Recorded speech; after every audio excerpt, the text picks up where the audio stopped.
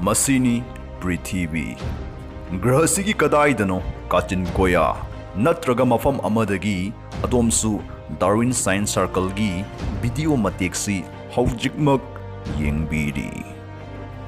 Lakchaning Wafamdi Thazabagi Wangmada Loinaidana Park Chowrava Apunba University Thakta Pukhalakpa Matamda Natraga Apunba Universiga Changdam Navamatamda Aikoigi Prithibi Kaya Mukti Hek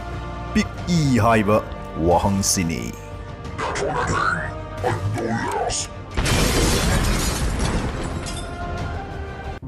Aikoiga Kwaidagi Naknana Yimlon Navagi Matogum Laiminariba Thajasdagi Hauduna Amuktang Nainasi Ahingi Matamda Taguptare Ngaliva Tawan Michaksung Sigi Maraktagi Ichaw Chawna Ingana Ubasidaida Kanagumbana Thasi Prithibiga Naknariba Chang Sidagi Henjin Naksina Rongado Boy Adumak Kanay Adubuta Seng Badi Thasi Prithibi da aduk naksina laiba makti natte changchatta ikoidagi 384,400 kilometers lapthok na lairibani hairiba tha amasung Prithibi anigi marakki arapas daida aikoina chawi khalliba Prithibi sifau chap manaba kunthra hapchinba challibani loinana karigumba adomna pung amada kilometer chamagi ayangbaduda leptana car amada tha tamna thaure adana lawrasi fivam sidaida adomna tha lebak yawba matamda numit chamaga humphuni romdi adumak changa dawribani masina fana thapa mapam ama oiduna su mioi tarani thoinadi thangai sengna thagi laimai sidaida khongdaruduna mioi ba haiba apunma jati sigi chawthok chaningai maram ama itihasta Khudol Tam Krabani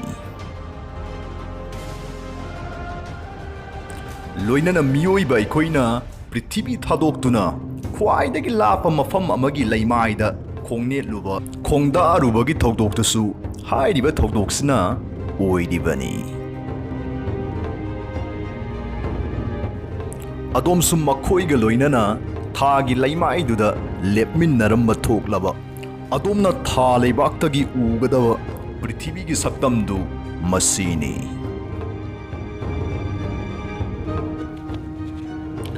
Adomna mafamdudagi yumda lehawa mioi amaga pau phaunaba pamlaba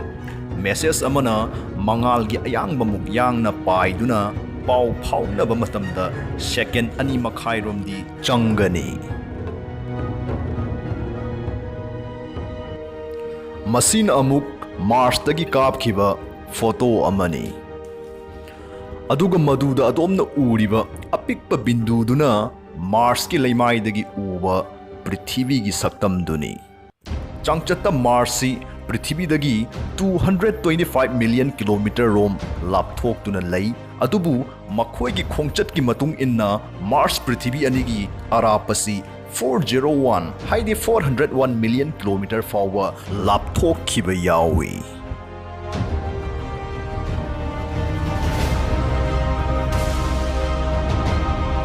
Asumna Sathina Lapthokna Kiva Matang Sidaida, Mars dagi Prithibi de E Pau, Amakak Powak Navahot Navada, Minute Kunlomdi, Changadauri. Masina Takpadi, Kutong Tiba Amatok Leadanasu, Kudak Kudaki Oina Pau, Pogdok Pauzin Tobadi, Poitok Laroi, Haibani. Mars dagi Amuk, Equina Matang Matang Laptoraktuna, Zoom out Torakamatamda. Voyager 1 haiba miyoibana saba Prithibi khwaidagi hena ithap thaptokna paihankraba space probe si paiduna lairamba thengnagani space probe haibasi Prithibi gi orbit ki wangmada paihankinabgidamak saba mi tongdaba robotic vehicle dubuni Voyager 1 si hojik Prithibi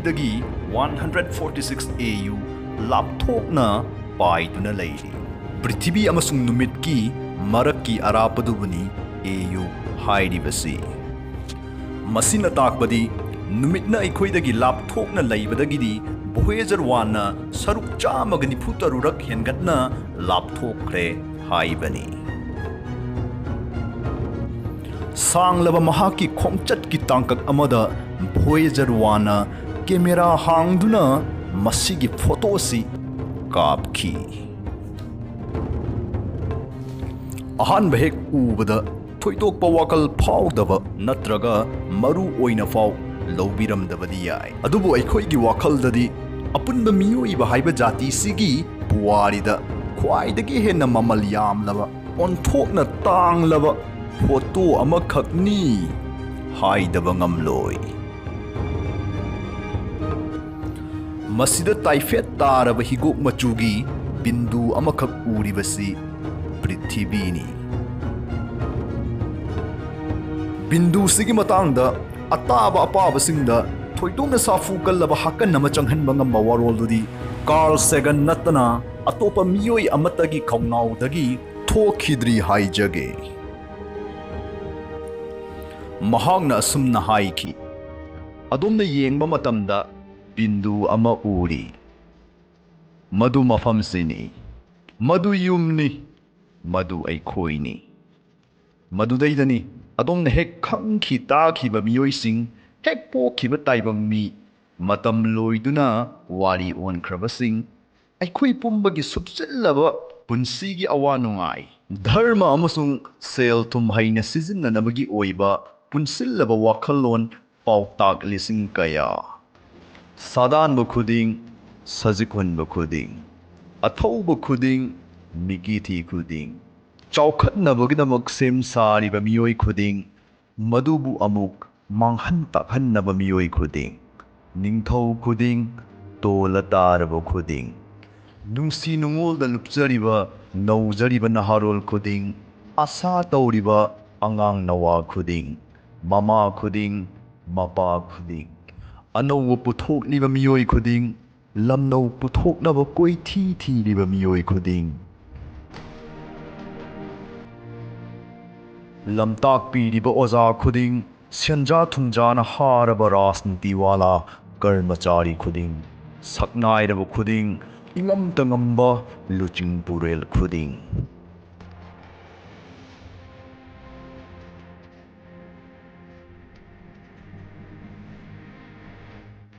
Miyoiba haiba apunba kanglupsigi itihasta yawkraba muni risi khudingmak mahapapi khudingmak pumnamak sangdokliba numitki mangalda uphul marik mana yantharap leiriba bindu sida poki leiki leiri.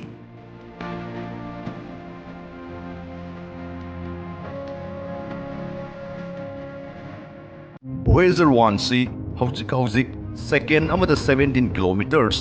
yangna paiduna leiri. Masina karigumba maigai chumna paiba thoklagasu aikhoiga solar system sigi khwaidagi naknaba thawan michak oiriba Proxima Centauri yawada chahi lising humpu tara hena adumak changkhigani. Solar system gi wang malan thorakhibadagidi arapa onbagi khujingsi AU oiraroi light year na mohut sinkragani. Light year haidi chahi amada mangal na chatpa ngamba arapadubuni. Masing oina hairagana chaurakna 9.461 trillion kilometers ni. Naknai hairiba Proxima Centauri si aikhoidagi 4.24 light years lapthok na leidi.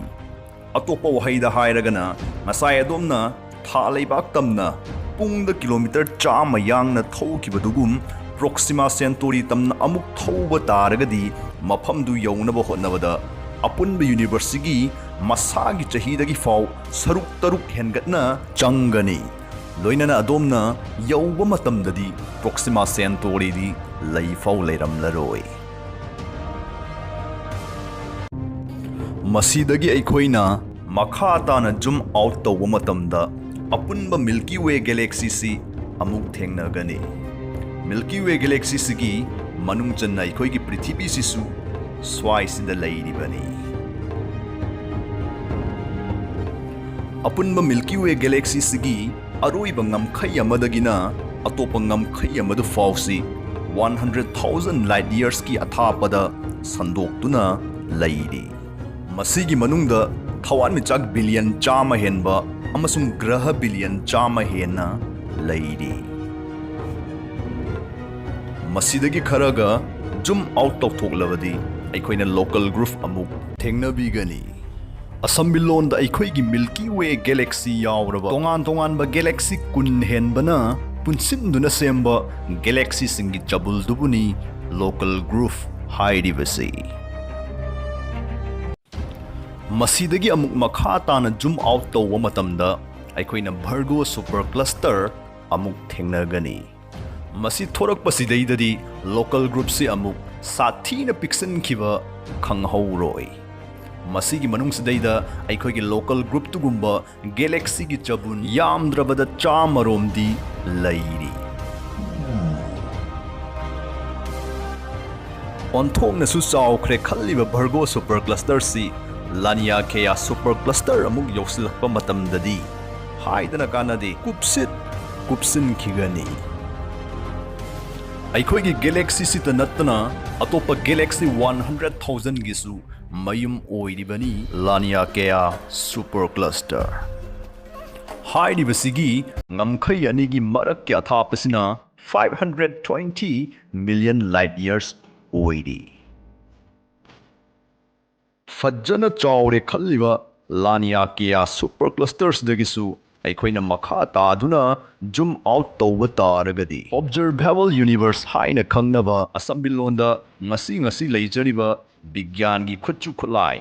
ꯖꯟꯇ꯭ꯔꯁꯤꯡꯒꯤ ꯃꯇꯦꯡꯅ ꯈꯔꯝꯈꯩꯗꯤ ꯅꯩꯅꯕ ꯉꯝꯂꯕ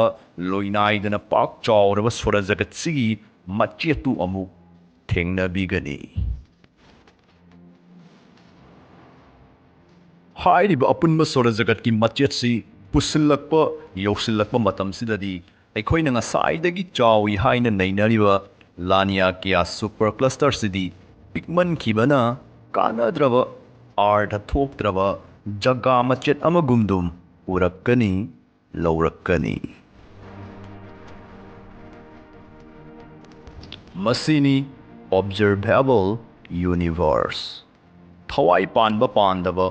ꯉꯁꯤꯐꯥꯎꯗ ꯑꯩꯈꯣꯏꯅ ꯍꯦꯛ ꯈꯪꯈꯤ ꯇꯥꯈꯤꯕ ꯄꯨꯝꯕ ꯃꯁꯤꯒꯤ ꯃꯅꯨꯡꯗ ꯂꯩꯔꯤ꯫ ꯌꯥꯝꯗ꯭ꯔꯕꯗ ꯇꯣꯉꯥꯟ ꯇꯣꯉꯥꯟꯕ ꯒꯦꯂꯦꯛꯁꯤ ꯇ꯭ꯔꯤꯂꯤꯌꯟ 2ꯔꯣꯝꯒꯤ ꯃꯌꯨꯝ ꯑꯣꯏꯔꯤ꯫ ꯂꯣꯏꯅꯅ ꯄꯨꯂꯞ ꯄꯨꯟꯁꯤꯜꯂꯒ ꯍꯥꯏꯔꯤꯕ ꯒꯦꯂꯦꯛꯁꯤꯁꯤꯡꯁꯤꯗ ꯂꯩꯔꯤꯕ ꯊꯋꯥꯟꯃꯤꯆꯥꯛꯁꯤꯡꯁꯤꯒꯤ ꯃꯁꯤꯡꯅ ꯑꯩꯈꯣꯏꯒꯤ ꯄ꯭ꯔꯤꯊꯤꯕꯤꯁꯤꯗ ꯂꯩꯔꯤꯕ ꯑꯄꯨꯟꯕ ꯂꯩꯉꯣꯏ ꯃꯀꯨꯞ ꯃꯁꯤꯡꯗꯒꯤ ꯐꯥꯎ ꯍꯦꯜꯂꯤꯕꯅꯤ꯫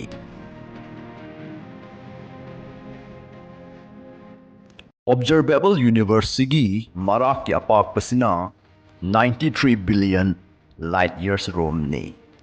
ꯃꯇꯥꯡꯁꯤꯗꯒꯤꯗꯤ ꯑꯩꯈꯣꯏꯅ ꯅꯩꯅꯕꯗ ꯀꯥ ꯍꯦꯟꯅ ꯅꯨꯡꯉꯥꯏꯒꯗꯧꯔꯤꯕꯁꯤ ꯑꯣꯕꯖꯔꯚꯦꯕꯜ ꯌꯨꯅꯤꯚꯔꯁꯁꯤꯒꯤ ꯉꯝꯈꯩꯒꯤ ꯋꯥꯡꯃꯗ ꯀꯔꯤ ꯑꯃꯨꯛ ꯂꯩꯔꯝꯒꯗꯧꯔꯤ ꯍꯥꯏꯕ ꯋꯥꯍꯪꯁꯤꯅꯤ꯫ ꯑꯣꯕꯖꯔꯚꯦꯕꯜ ꯌꯨꯅꯤꯚꯔꯁ ꯍꯥꯏꯕꯁꯤ ꯑꯩꯈꯣꯏꯅ ꯍꯧꯖꯤꯛ ꯎꯕ ꯉꯝꯂꯕ ꯈꯔꯝꯈꯩ ꯅꯩꯅꯕ ꯉꯝꯂꯕ ꯑꯄꯨꯟꯕ ꯌꯨꯅꯤꯚꯔꯁꯇꯨꯒꯤ ꯃꯆꯦꯠ ꯑꯃꯈꯛꯅꯤ ꯍꯥꯏꯖꯈ꯭ꯔꯦ꯫ ꯃꯆꯦꯠꯁꯤꯒꯤ ꯋꯥꯡꯃꯗ ꯂꯩꯍꯧꯔꯤꯕ ꯂꯦꯝꯍꯧꯔꯤꯕ ꯁꯔꯨꯛꯇꯨꯅ ꯑꯣꯕꯖꯔꯚꯦꯕꯜ ꯌꯨꯅꯤꯚꯔꯁꯇꯒꯤꯗꯤ ꯑꯩꯈꯣꯏꯅ ꯊꯥꯖꯕ ꯉꯝꯕꯒꯤ ꯋꯥꯡꯃ ꯂꯥꯟꯅ ꯑꯉꯛꯄ ꯐꯪꯅ ꯁꯥꯊꯤꯅ ꯄꯥꯛ ꯆꯥꯎꯕ ꯍꯦꯜꯂꯝꯒꯅꯤ ꯍꯥꯏꯕꯁꯤ ꯃꯄꯨꯡ ꯐꯥꯅ ꯑꯣꯏꯊꯣꯛꯄ ꯋꯥꯐꯝ ꯑꯃꯅꯤ꯫ ꯃꯗꯨꯗ ꯆꯞ ꯆꯥꯅ ꯀꯔꯤ ꯂꯩꯔꯝꯒꯗꯒꯦ ꯍꯥꯏꯕꯁꯤꯃꯗꯤ ꯑꯩꯈꯣꯏ ꯀꯅꯥꯅꯁꯨ ꯈꯪꯗꯦ꯫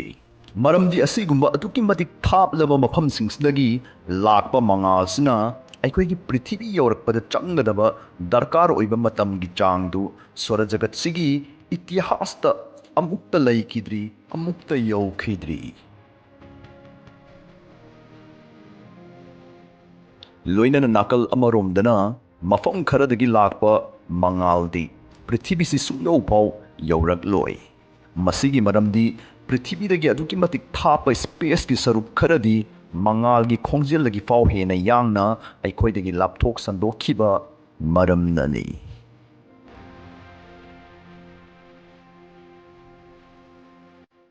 ꯃꯁꯤꯅ ꯇꯥꯛꯄꯗꯤ ꯃꯇꯝ ꯐꯅ ꯆꯪꯗꯨꯅꯁꯨ ꯑꯁꯤꯒꯨꯝꯕ ꯃꯐꯝꯁꯤꯡꯁꯤꯗꯒꯤ ꯂꯥꯛꯄ ꯃꯉꯥꯜꯗꯨꯗꯤ ꯄ꯭ꯔꯤꯊꯤꯕꯤ ꯀꯩꯗꯧꯅꯨꯡꯗꯁꯨ ꯌꯧꯔꯛꯂꯔꯣꯏ ꯍꯥꯏꯕꯅꯤ꯫ ꯑꯇꯣꯞꯄ ꯋꯥꯍꯩꯗ ꯍꯥꯏꯔꯒꯅ ꯑꯩꯈꯣꯏ ꯃꯤꯑꯣꯏꯕꯁꯤꯅ ꯑꯣꯃꯣꯔ ꯑꯣꯏꯗꯨꯅ matam chupa siba naidana hingduna leirafau aikoina kaidonungda khangba uba ngamlaroidauba mafam kaya amasu matam chupada adumak leikigani haibani.